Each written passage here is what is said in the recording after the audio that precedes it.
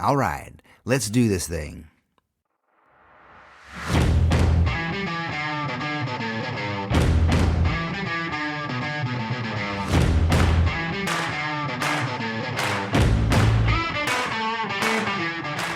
Howdy, I am James Victory, and this is The Right Questions, the podcast designed to help you get paid to do what you love. And today, I have a subject that you've been waiting for. I know you've been writing, going, "Hey James, when are you going to get to the thing?" And I'm going to give you the title, and you're going to go, "Oh God, thank God you're talking about this now. I can't wait." And of course, the title that has meaning for you, and the title that has meaning for all of us, is of course Beauty and Magic. I know. You're welcome.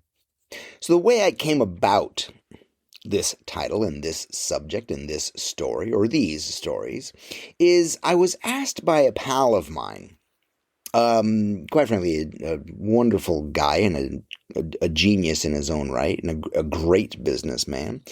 And he'd started a conference. He'd started a conference of app developers, of talk about specialization in conferences. But he had this conference of app developers, and he called me like a couple of nights before it was going to happen. And he said, "Hey, James, I've got a conference going, and I've got all these app developers, and they're all really boring." He says, "And I want you to come in, and can you create a talk about," and he literally says, "Can you create a talk about beauty and magic?" And, just like AI, my mind works very well off of prompts.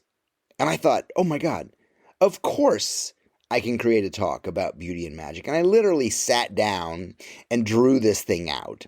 And the only time I've ever shared this is in a very short slideshow whenever I have an event, because it's a really great way to start, right?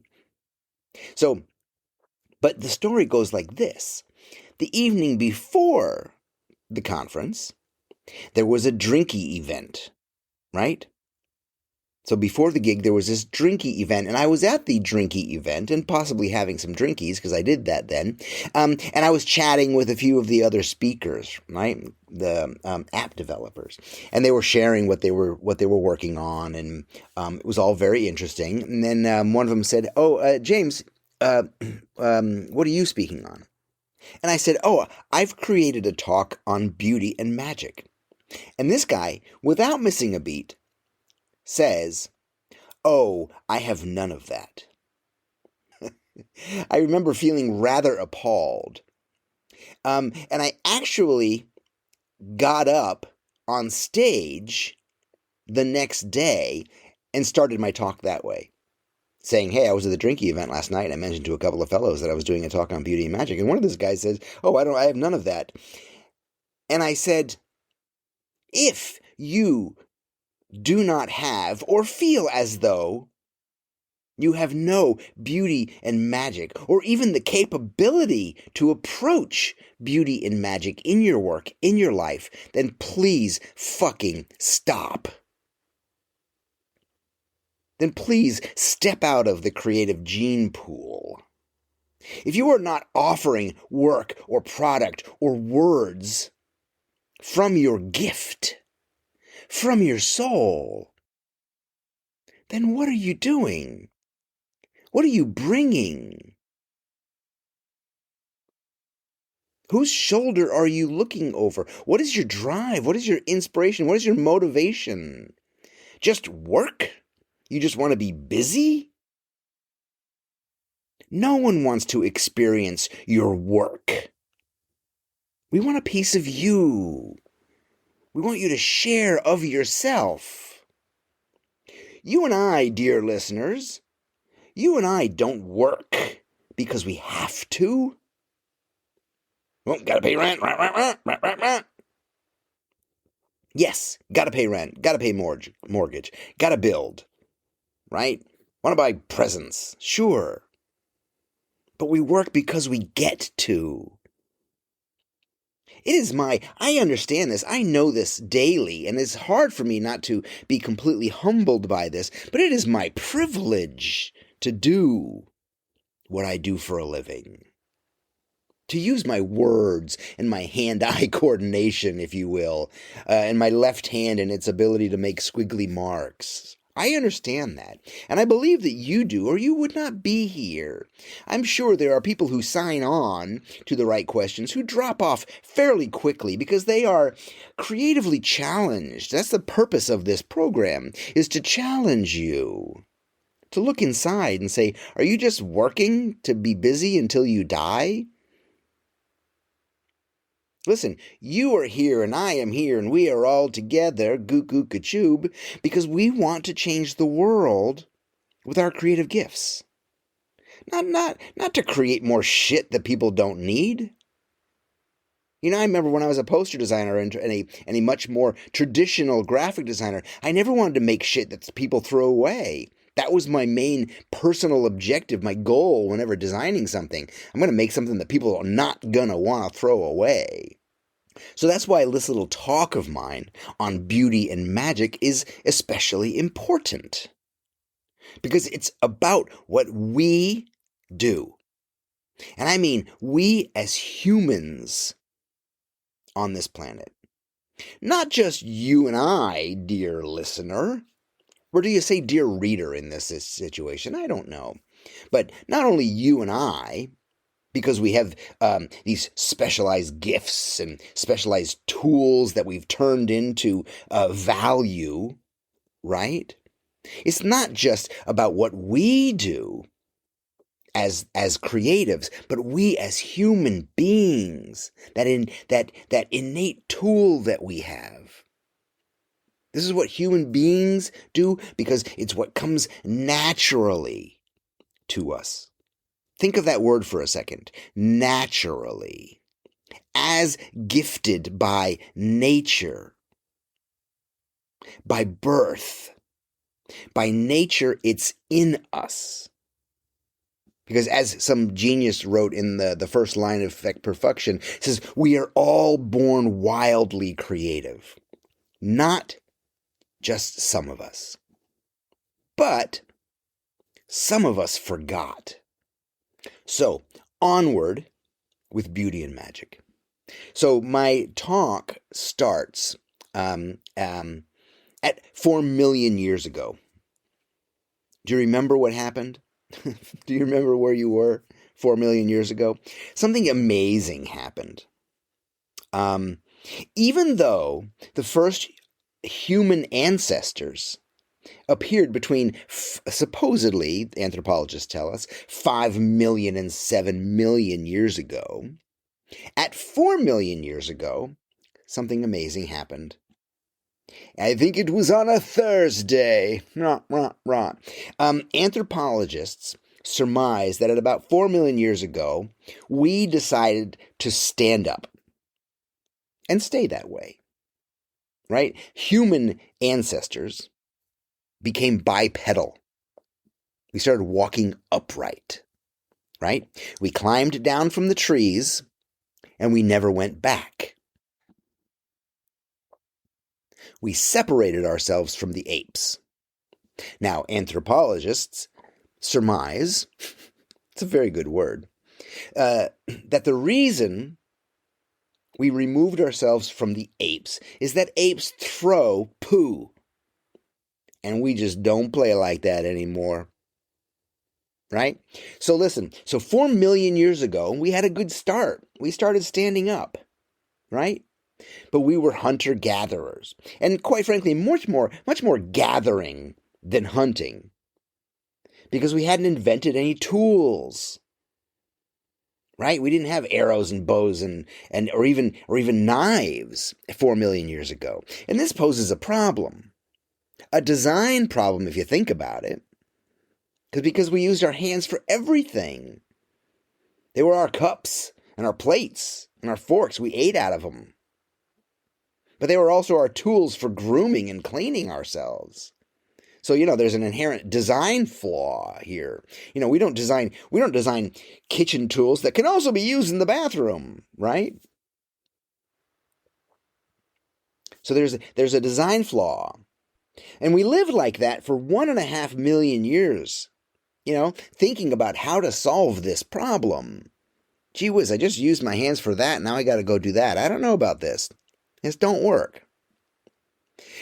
Because the first tools that we've found, we as modern man, the first tools that we've found and can date and identify come from 2.5 million years ago.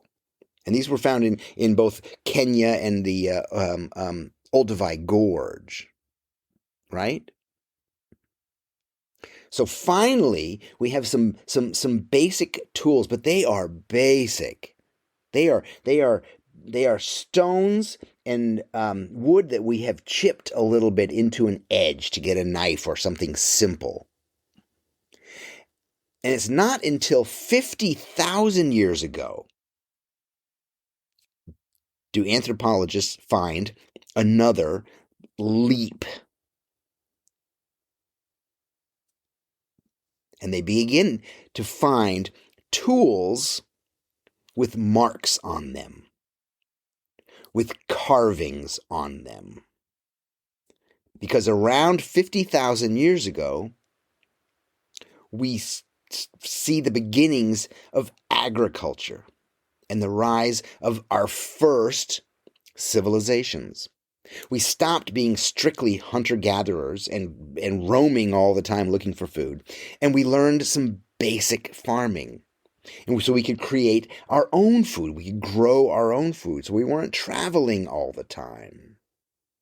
And this ability to stay in one place allowed us to create community and build families and a clan, right?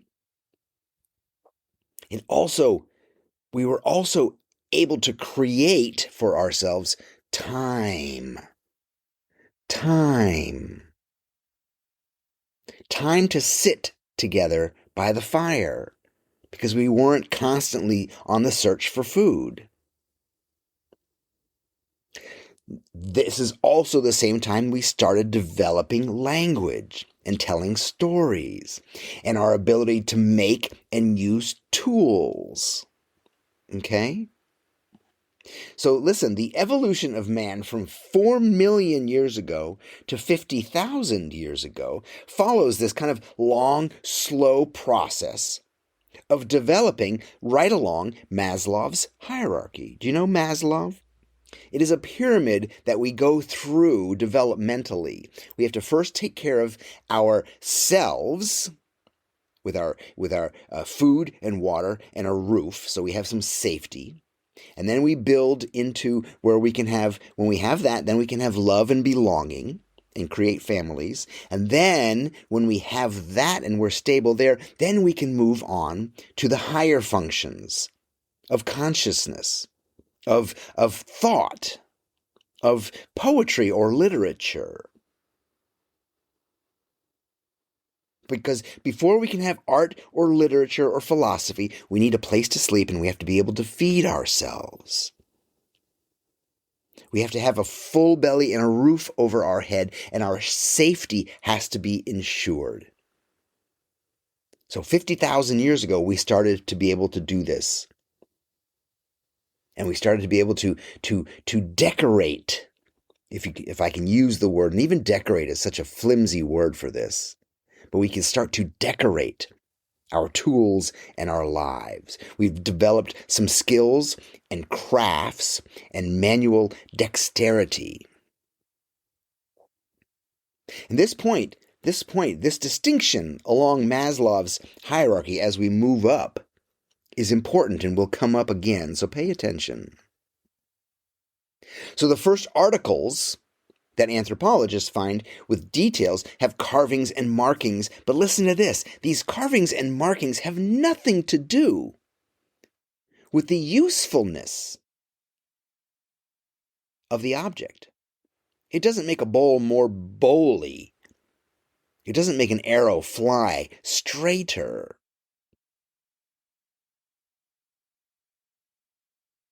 They're imagery. They're early remnants of type or language or pictograms. There's ceramic or mud pots with markings and decoration. Right now, you're thinking, oh man, I wish James Victori could be my mentor, my guru. Hell, I wish he was my coach. Well, you can make that happen. Go to yourworkisagift.com. There's a questionnaire that will probably help you out, but it'll also give you access to a free call.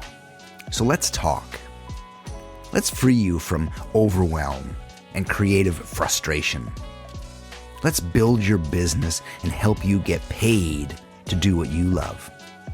Again, go to yourworkisagift.com. Let's talk. And scientists and archaeologists call these things, they call them talisman or mojo or totems or gree-gree or juju. And to me, these words are almost they're throwaways. They're almost insults.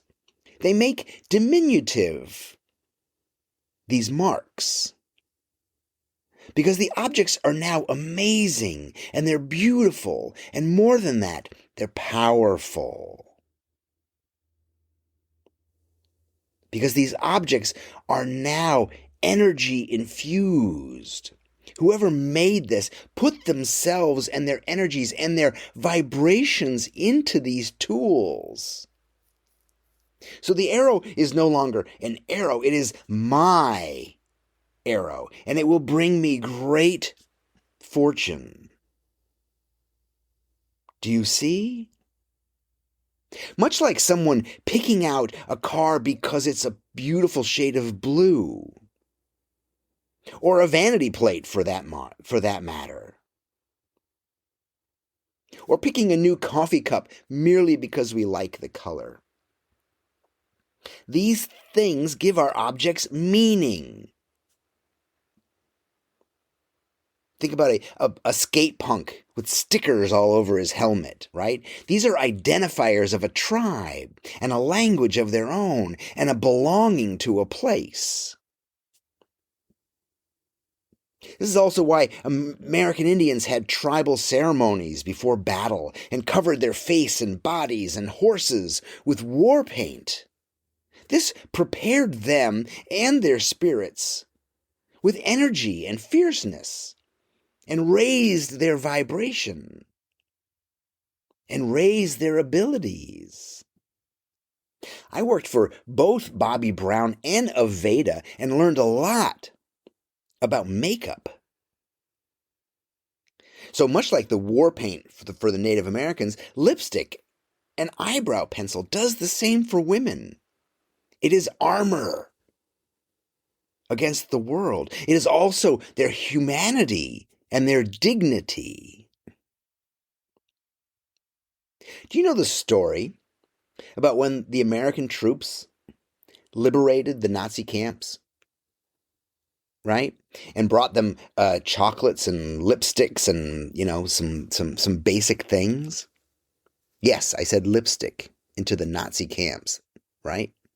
Bergen-Belsen, particularly. And there's a story that a colonel, his name is Mervyn Gonin, wrote, and I will read it here.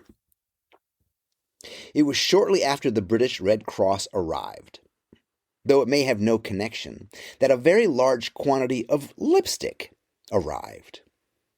This was not at all what the men wanted. We were screaming for hundreds and thousands of other things, and I didn't know who asked for lipstick. I wish so much that I could discover who did, because it was an action of genius, sheer, unadulterated brilliance. I believe nothing did more for these internees than the lipstick. Women lay in bed with no sheets and no nightie, but with scarlet red lips. You saw them wandering about with nothing but a blanket over their shoulders, but with scarlet red lips. I saw a woman dead on the post-mortem table, and clutched in her hand was a piece of lipstick. At last, someone had done something to make them individuals again. They were someone. No longer merely the number tattooed on their arm. At last, they could take an interest in their appearance. That lipstick gave them back their humanity. Right? Lipstick. It's just paint. It's just paint. But beauty and magic is intrinsically linked with being human. And you and I, dear pals, we have that power. I was in the UK for a talk. And on my day off, I went for a walk and I came upon the oldest umbrella shop in London. A beautiful shop with large windows with gold leaf paint. I was in a Dickens movie all of a sudden. And I went in and I didn't need an umbrella. I didn't need anything. I was just curious. But I went in and I found just barrel after barrel of these beautiful canes. Like a cane, with a curled top. And they were all carved out of a single piece of wood with the knots and everything. And they were just exquisite. They were so beautiful as objects. But I thought, oh, I don't need a cane. That would look silly, me walking around with a cane, and I don't need one. How precocious of me. But then there were bins of walking sticks, country walking sticks, which were just straight and longer. I thought, oh, well, I can have that. I'll start a trend in Brooklyn. And I was rummaging through these barrels at these walking sticks and picking them up and going, oh my God, these are so beautiful. Look at this, look at this. And what happened, guess what happened? You can tell me what happened. Why did I leave with one? I left with one because it spoke to me. I left with one because its vibration matched my vibration. This is what happened. Things register with us. They meet our existing vibration. Everything works that way. Everything is energy. Everything vibrates, including you. So everything vibrates. This is a simplified description of the quantum field theory that basically says everything in the universe is made up of energy vibrating at different frequencies. This means everything vibrates, including you. We all vibrate at different frequencies or volumes from low to high. And I bet some of you even go to 11. That idea alone should stir up the universe in you. And applying this to your life means that it is entirely possible to raise someone else's energy by using your own. Hell, puppies do it all the time, right? We have 2 dogs. They raise our energy all the time. And you can raise someone else's energy by using your creative energies.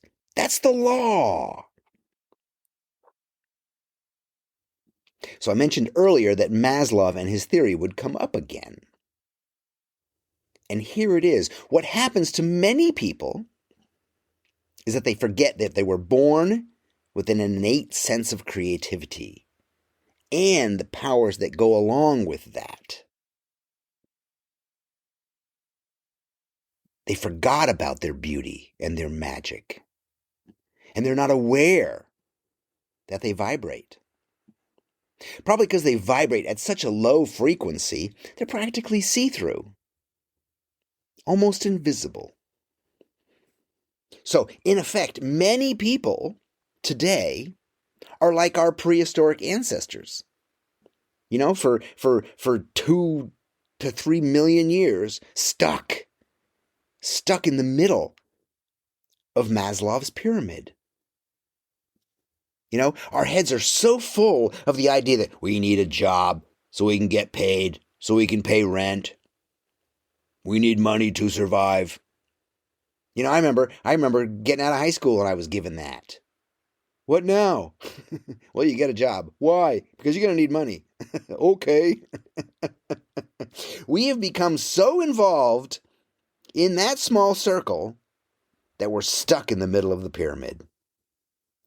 Like on a little rat wheel, right? That's where that image comes up. We're just like rats in a cage. And we're unable even to get past the procuring of a roof and food and some sense of safety because our minds are so stuck there. We're unable to see or realize the beauty and magic that we're capable of. And for you, my dears, when I say beauty and magic, you know what I mean. You know what I mean. I mean fucking beauty and real magic, of course. The things that happen when we infuse our work with our energy. When we use our own mojo, or our own handwriting, or our own thoughts, or our own love, or our own beauty, and put it in our work. Our ability to make some simple marks. Our ability to choose colors. Oh, these little doodles I make. Oh, those beautiful carvings. Hell, our ability to dress someone else or pick out makeup for someone. Or our ability to tell a story or write a meaningful story. This is all beauty and magic. And this is all comes from your energy. And it is all meaningful. You guys are awesome. I sit back in awe and watch you. I'm James Victori. Thank you for being here. Thank you for supporting this program. Thank you for inspiring me to keep going. I'll be talking at you. Adios.